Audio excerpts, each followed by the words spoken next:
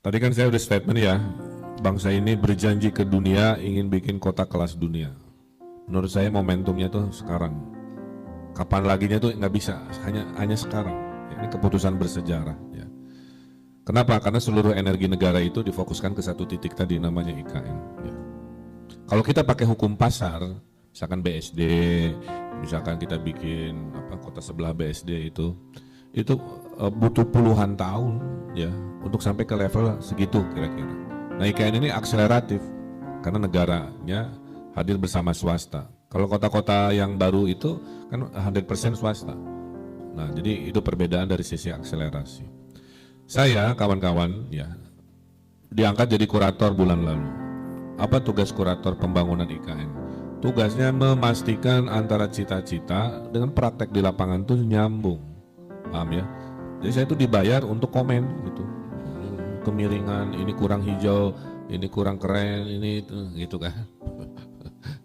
Jadi itu tugas kurator. Jadi semua bangunan di IKN harus approve oleh saya atas nama presiden. Jadi presiden sekarang ada tenang gitu ibaratnya. Ada saya yang memastikan cita-cita itu. Karena kalau udah turun maaf ya, cita-cita green, tadi cita-cita smart, livable, turun ke gorong-gorongnya, ke finishing bangunannya dengan ribuan bangunan itu kan susah gitu. Nah, itu saya klarifikasi dulu terkait apa sih kenapa Pak Ridwan sering ke IKN. Nah, gitu. Karena diberi kewenangan itu, ya. Jadi itu instrumen. Karena dulu saya sebelum jadi wali kota Bandung pun saya penasehat gubernur Jakarta nih, saya buka rahasia. Tiap hari Kamis saya ke Jakarta. Di zaman Pak Sutioso, di zaman Pak Fauzi Bowo, tugasnya meriksain semua bangunan yang mau dapat IMB di Jakarta. Udah sesuai aturan belum, udah keren belum. Jadi tugas itu pernah saya lalui ya. Nah tadi menjawab itu, untuk memastikan apa itu definisi green. Definisi green itu sederhana ya, kawasannya itu banyak secara visual adalah hijaunya. Di balik hijau itu ada manusia sedang berkegiatan itu. Makanya saya bilang arsitekturnya kalau bisa menghilang itu. Kalau nggak bisa menghilang arsitekturnya mengalah, beda level ya.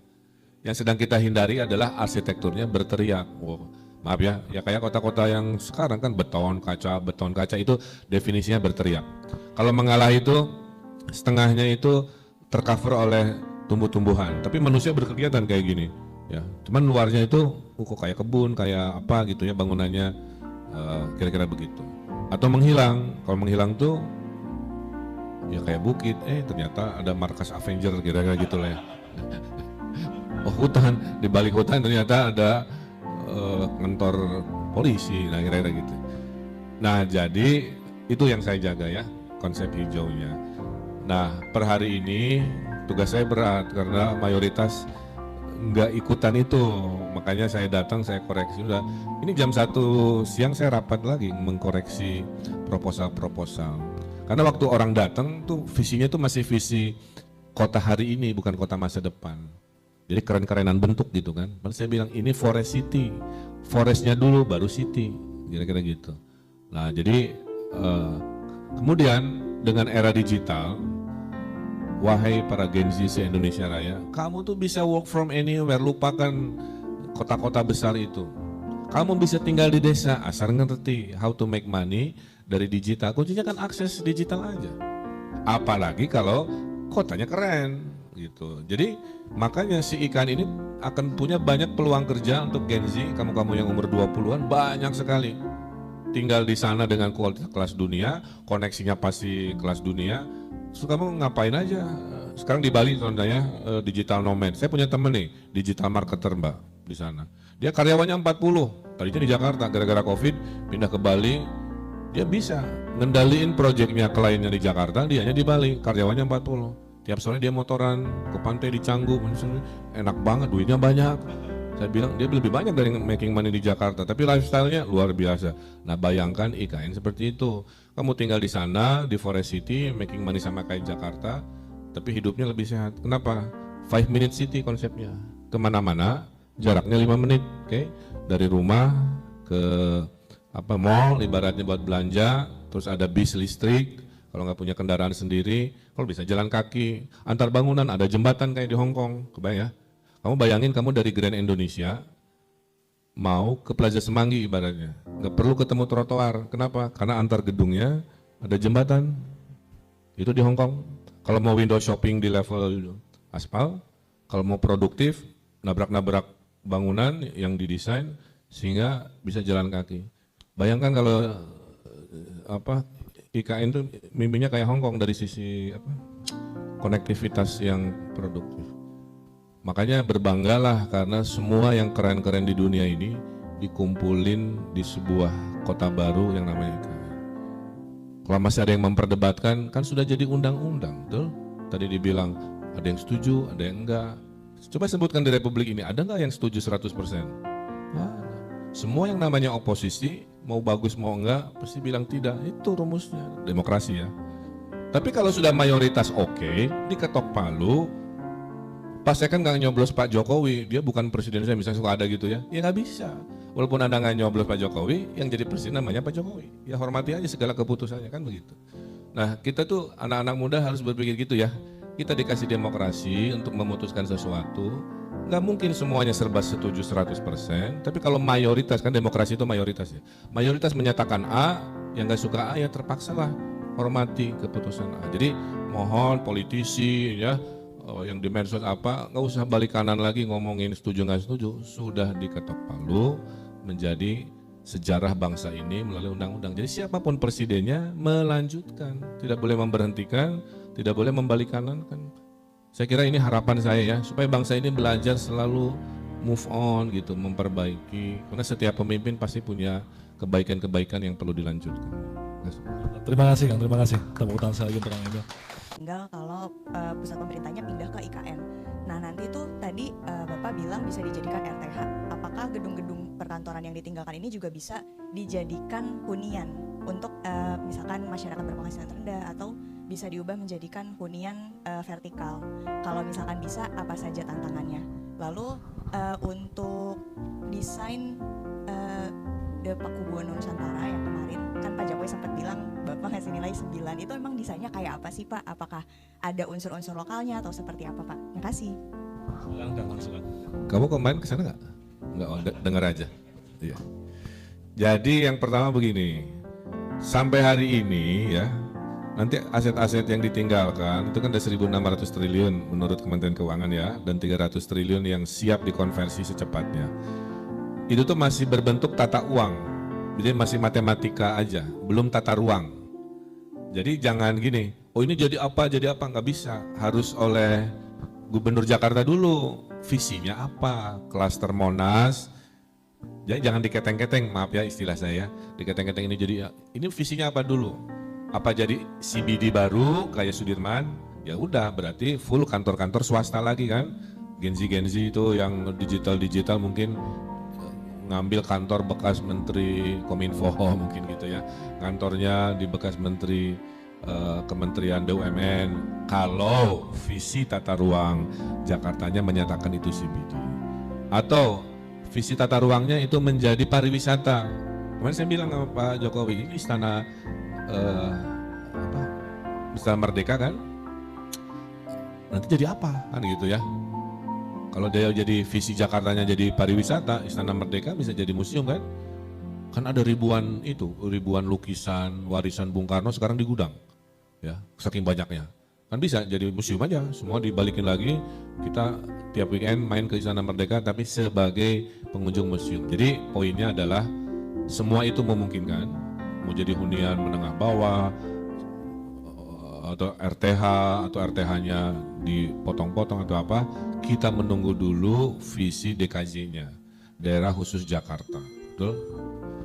Ini joke saya ya, cuman satu kelompok yang dirugikan, DKI-nya, ibu kotanya tuh pindah ke Kalimantan, yaitu artis-artis. Dulu kan artis ibu kota kan ratingnya mahal, kalau dia di Jakarta sekarang jadi artis daerah. Kecuali dia pindah ke IKN baru ratingnya naik. Jadi kembali artis ibu kota. Nah jadi yang pertama itu ya, jadi segala itu memungkinkan Mbak, asal ada visi tata ruang dulu yang hari ini belum ada. Ya, mungkin itu nanti gubernur baru lah, siapa yang memvisikan itu, baru nyambung. Nah yang kedua, Pakubuwono Nusantara saya kasih angka 9, itu angka tertinggi. Kenapa? Semua yang saya omongin ada di gambarnya. Satu, lingkungannya udah kayak hutan. Oke. Kedua, bangunannya itu setengahnya menghilang karena tiap balkon ada taman kecil unitnya. Di atasnya ada kebun. Jadi atapnya itu nggak atap, maaf ya, kayak Sudirman Tamrin yang menjulang-menjulang. Kita lihat hutan kecil di atas bangunannya gitu. Kemudian si lantai dasarnya ngangkang sehingga angin ngalir kan. Kalau bisa kan lantai dasar kan kita podium ya. Nah kalau itu tuh ngangkang tinggi. Jadi orang bisa nongkrong, ada angin lewat, apa dan sebagainya. Sehingga secara keseluruhan visi kota hijaunya dapat, visi smartnya pasti kan dengan teknologi dengan segala rupa. Kemudian versi walkable-nya juga bagus karena di bawahnya ada kafe-kafe sehingga trotoarnya pasti hidup. Kota yang baik pada maghrib masih ramai. Kalau pada maghrib sudah sepi, artinya kotanya tidak livable.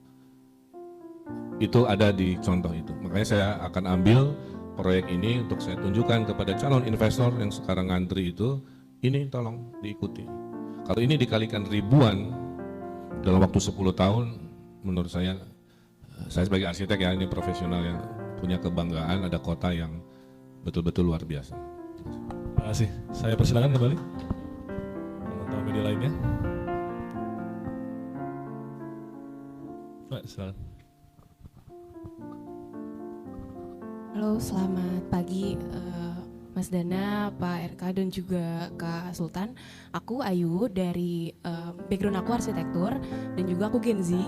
Jujur aku mau tanya nih Pak, tadi kan ada penggabungan dari beberapa bangunan yang disambungkan dengan jembatan, tapi juga disinggung soal green arsitekturnya juga. Nah itu gimana sih penggabungan dua hal yang sebenarnya cukup berbeda gitu ya Pak, yang karena menggabungkan dengan jembatan antar gedung gitu itu kan sebenarnya lumayan futuristik gitu. Itu aja pertanyaannya dan mungkin bisa dijabarkan dalam bentuk presentasi kali ya, seberapa greennya dan seberapa bangunan-bangunan yang akan dibangun kayak gitu aja sih Pak. Terima kasih. Ya, jadi saya bikin filosofi ya kemarin dalam pembangunan itu greennya itu 3. Green kawasannya, berarti si IKN itu harus hijau, dominasi. Presentasinya mungkin lebih dari 80% lah. Ada green lingkungannya, itu berarti RT RW-nya lah ya, zona pemerintahan, zona CBD, itu harus green juga. Dan green bangunannya, itu. Nah yang kemarin saya temukan, sudah green kawasannya, green lingkungannya, belum green bangunannya. Nah green bangunannya itu tadi yang saya ilustrasikan secara secara kata-kata ya, karena arsitektur kan harus ada visual sebenarnya. Itu yang Pakubuwono Nusantara lah kira-kira begitu. Jadi itu dulu komponennya. Dan nanti setiap bangunan harus tersertifikat yang kalau di kita green ship kalau tidak salah ya. Jadi memastikan energinya, daur ulang airnya, itu kan ya, sumber listriknya itu dimayoritaskan juga punya sistem yang green tadi. Pemilihan material, construction methodology gitu kan.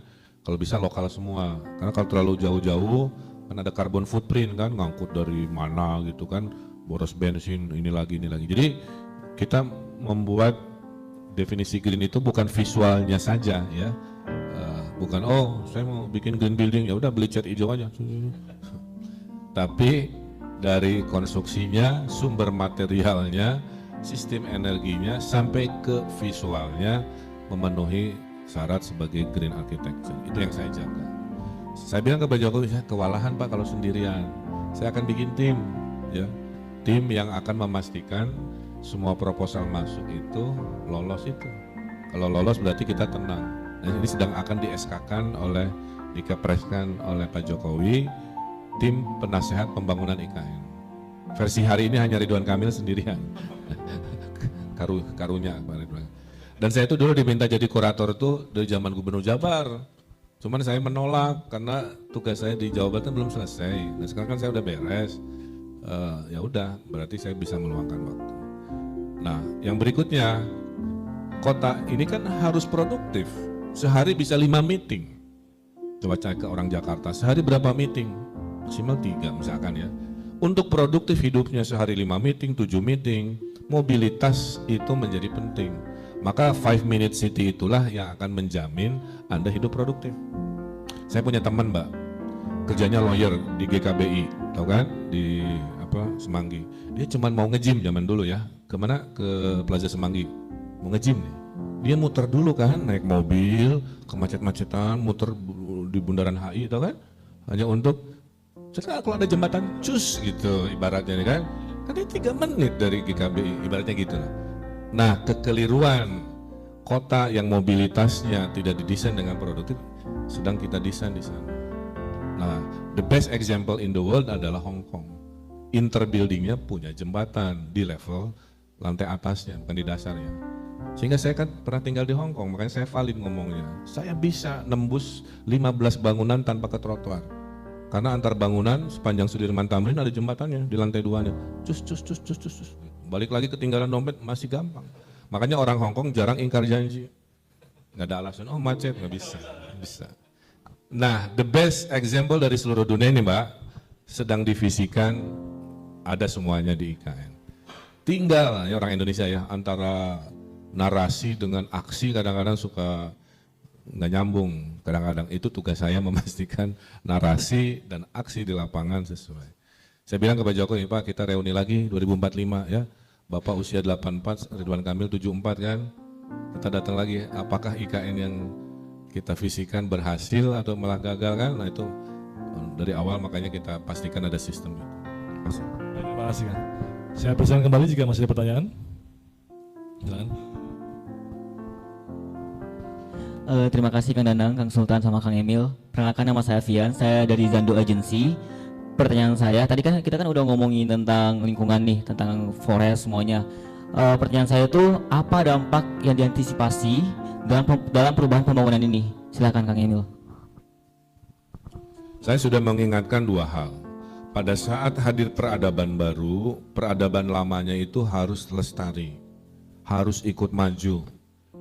Saya ketemu sama Bupati ya, Penajam Pasir Utara. Pak jangan sampai loh Pak, IKN-nya mentereng, keluar IKN warga Bapak masih MCK-nya buang hajat outdoor gitu kan, pasalnya jelek. Jangan, nanti sila kelimanya nggak hadir. Nah jadi akhirnya dibahas kemarin, bagaimana IKN sebagai peradaban baru membuat peradaban lamanya ikut naik kelas, jangan jadi jomplang kan. Tuh. Jadi itu dampak yang kedua, urusan hayatinya kan. Kalau dulu misalkan di sebuah negara ya, biasa jalur migrasi di gajah, tiba-tiba ada jalan tol. Gajahnya bingung kan, ketabrak-ketabrak, dibikinlah jembatan fauna. Nah hal-hal begitu juga sudah diingatkan. Bagaimana pada saat kita bikin jalur manusia tuh, si jalur-jalur faunanya itu harus bagian dari planningnya, ya kira-kira begitu. Nah itu juga selalu diingatkan. Makanya WWF ikutan kalau nggak salah ya, tolong dicek ya. Silahkan semua berpartisipasi gitu, jangan hanya nunjuk-nunjuk komen-komen tanpa dengar. Makanya acara saya pagi ini adalah mengklarifikasi tadi ya. Saya bacakan di komen-komen netizen tuh, macam-macam. Saya jawab semuanya, dari sejarahnya, dari konsepnya, cara merawatnya, komitmennya dan lain sebagainya. Jadi itu Mas ya. Jadi peradaban lama harus ikut maju, peradaban alaminya harus lestari, berdampingan, harmonis, sustainable dengan si peradaban barunya. Kalau itu ada, itulah contoh yang baik dari visi kita. Saya kira itu. Terima kasih. Saya persilakan kembali, silakan. Izin Kang, saya Edo dari iNews. Kang, ini kan lagi panas-panasnya tahun politik ya. Kira-kira menurut Kang Emil ini berpengaruh nggak sama minat investor ke IKN gitu? Artinya saat ini kan kita belum pasti berapa investor asing yang kemudian menaruh minat gitu ke pembangunan IKN. Nah, terus lagi bulan kemarin kan saya pernah liputan langsung di IKN. Itu di beberapa lokasi debunya kuat banget. Udah gitu pas hujan banjir becek.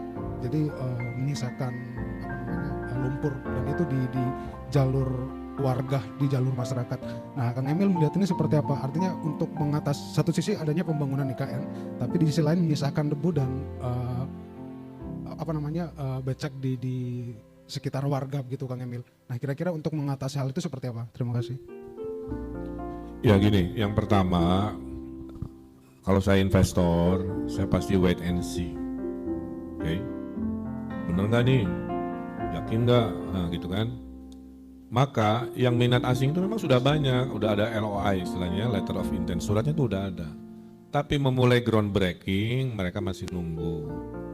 Makanya kebijakan kemarin untuk membuktikan kepada investor asing yang sudah bikin surat-surat perjanjian mau itu, didahulukanlah yang lokal-lokal kan, yang komunikasinya lebih cepat, lebih mudah. Makanya tadi saya sampaikan Mas, per hari ini sudah 41 triliun lebih ya, uang dibelanjakan oleh investor nasional dan sudah di groundbreaking kan, kira-kira gitu ya. Nah, sehingga kemungkinan di 2024 groundbreaking investor asing lah mungkin sudah mulai terlihat apa kegiatan-kegiatannya. Jadi kalau ada yang nanya mana investor asing, memang sudah ada, cuman belum groundbreaking. Kalau yang fisik groundbreaking 41 triliun itu dilakukan oleh pengusaha nasional dan lokal. Kedua, itu juga selalu saya ingatkan, namanya metodologi yang rapih bersih dalam berkonstruksi. Bahwa ada debu, ada lumpur, nggak mungkin nggak ada ya, nama juga membangun kan. Tapi jangan sampai, poin saya, debu dan lumpur itu mengganggu hajat hidup, ya, ekonomi existing yang ada. Contoh ya, misalkan di Kota Baru Parahyangan nih, tempat daerah saya lah ya. Itu tiap pagi Mas, tukang sapu-sapu proyek, itu selalu ngebersihin tumpahan pasir atau tumpahan tanah ya, yang dibawa mobil-mobil proyek kira-kira begitu. Terus sebelum masuk proyek atau setelah masuk proyek, itu si truknya direndam dulu di kolam, supaya si bannya itu dicuci dulu. Nah hal-hal begitu saya juga kemarin ngingetin ke tim PUPR ya, karena mayoritas proyeknya kan PUPR. Jadi kalau ada berita itu tolong kabari lagi, pasti ada hal yang mungkin kelewat. Sehingga harusnya konstruksinya rapi, bersih gitu ya, tidak ada komplain dari masyarakat. Gitu. Kemarin kita ada groundbreaking Universitas Gunadarma. Saya senang banget, kenapa? Itu 100% yang jadi mahasiswanya adalah warga situ, yang puluhan tahun nggak punya universitas. Ya.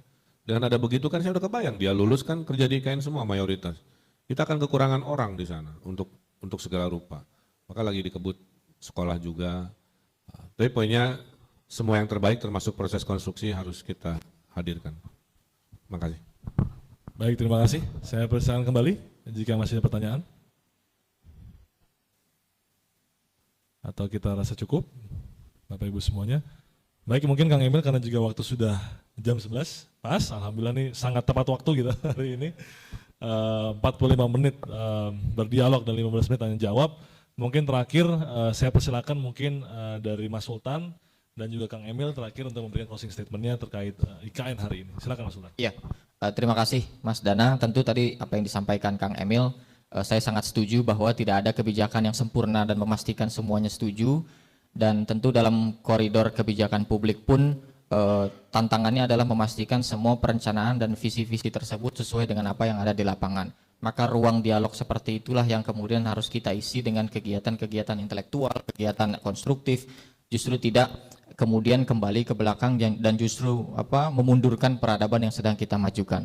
Intinya adalah bahwa sederhana apa yang kemudian kita cita-citakan di masa depan, bahwa kita memiliki ibu kota yang memang memanusiakan manusia, yang kemudian terjangkau dan ramah oleh siapapun, sehingga memang dunia bukan hanya melihat kemegahan-kemegahan semata, tetapi dunia memang melihat bahwa Indonesia bukan hanya secara fisiknya maju, tapi pikirannya juga ikut transformasi, pendidikannya juga ikut transformasi, pendidikannya dan serta pembangunannya itu bisa merata di seluruh penjuru Indonesia dengan simbol ibu kota yang sangat amat luar biasa yang memanusiakan manusia. Terima kasih Kang Emil. Assalamualaikum warahmatullahi wabarakatuh. Tepuk tangan untuk Mas Sultan atas closing statement-nya. Saya pesan terakhir Kang. Ya, IKN adalah keputusan sejarah, keputusan kolektif bangsa ini. Tugas kita sekarang bukan lagi balik kanan ke belakang, mempertanyakan lahirnya kenapa. Tugas kita adalah membersamai, tugas kita adalah mengawal, memastikan semua cita-cita, semua hal-hal terbaik itu seperti yang dijanjikan itu hadir. Karena harga diri bangsa kita akan ada pada saat IKN ini sukses. Kita akan naik kelas menjadi sebuah bangsa. Sampai hari ini kan misalkan presiden tinggal di istana bikinan penjajah. Betul? Itu kalau di zoom kriwil-kriwilnya itu artinya filosofi barat semua itu. Bukan keluhuran budaya timur kita. Nah, momennya ya sekarang. Kita bisa, kita mampu, kita punya kekayaan luar biasa, maka IKN itu nanti jadi etalase keberagaman kebudayaan Indonesia dalam bentuk kota yang selama ini tidak pernah ada ya. Nah, oleh karena itu IKN membuka diri terhadap perdebatan, terhadap masukan, kritikan, selama kritikan itu adalah membersamai, menyempurnakan ya. Bukan debat kusir, kembali lagi ke urusan kenapa bayi ini lahir gitu ya. Udah lahir bayinya, tinggal kita rawat, kita bajuin, kita kasih gizi supaya jadi anak sehat, anak ibaratnya gitulah ya. Nah, jadi si ikan ini udah lahir, jangan mempermasalahkan lagi. Masukin lagi atau kenapa lahir. Saya kira itu. Sehingga dalam perjalanannya karena ini milik semua, silakan kritisi. Silakan kasih masukan ya dengan konteks membersamai tadi. Saya kira itu. Terima kasih. Baik, terima kasih. Mari kita berikan tepuk tangan yang paling meriah untuk Kang Emil juga Mas Sultan. Terima kasih Kang, terima kasih juga Mas Sultan hari ini, terima kasih teman-teman semua, utamanya dari teman-teman media. Alhamdulillah hari ini kita sudah tuntas diskusi mengenai IKN hari ini, sudut pandang dari seorang kurator yang sudah ditunjuk oleh Presiden. Di spill juga tadi akan insya Allah dibentuk juga yang membantu Kang Emil sebagai penasihat Presiden untuk IKN. Dan insya Allah teman-teman semua sampai berjumpa lagi di edisi berikutnya. Wabillahi taufiq wal hidayah. Wassalamualaikum warahmatullahi wabarakatuh.